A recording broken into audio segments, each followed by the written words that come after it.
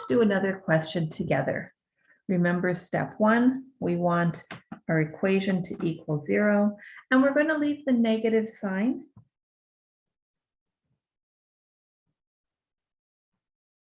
On x squared, because when we start graphing these equations, that negative sign is one of the properties of our quadratic equation. So we don't want to get rid of it this time. So we have minus 5x squared minus 10x minus 4 equals 0. So let's go through those steps again. Bracket the first two terms.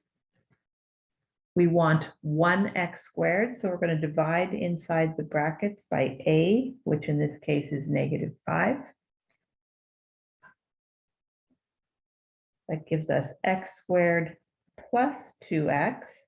Leave space to create our trinomial, leave space to balance the equation. We want 2 times a number, that in this case that will be 1. So we have 1 squared here, plus 1 creates our perfect square trinomial. We want to balance our equation. So it's going to be a times the third term. That equals -5. To balance the equation, we need plus 5. Now we can factor, keep that -5. Use that 1.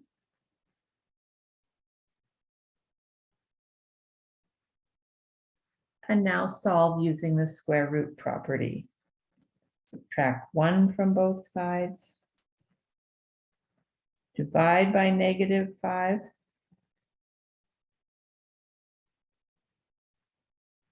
Take the square root of both sides. That gives us 2 equations.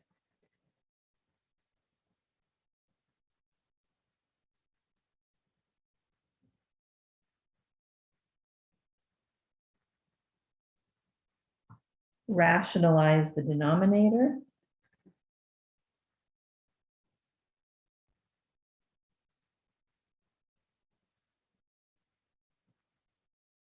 And subtract 1.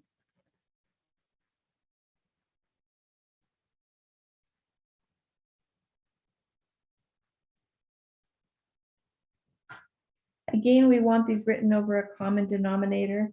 So we're going to multiply by that missing factor. So we have -5 plus √5 all over 5, and -5 minus √5 all over 5.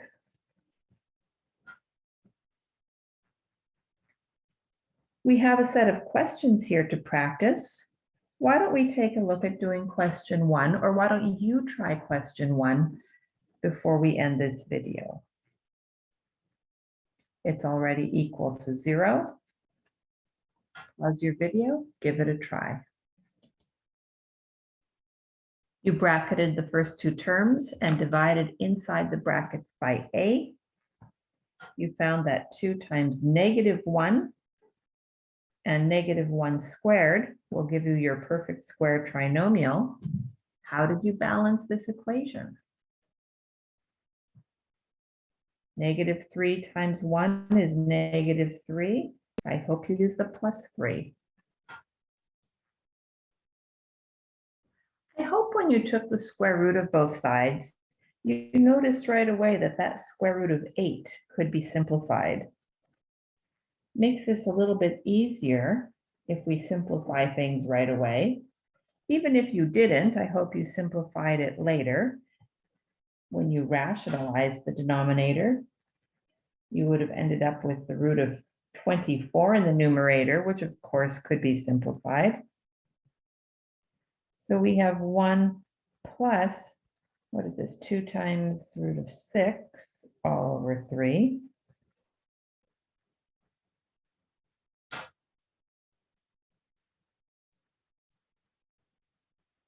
And of course, we want those written over a common denominator.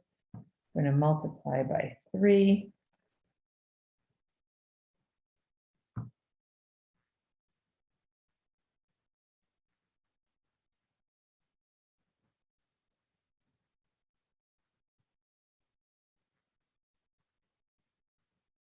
And again, we could write this as x equals 3 plus or minus 2 root 6 all over 3. Take some time before your next test. Check the dates in your course outline if you haven't got that on your calendar already, to do the review questions in your notes.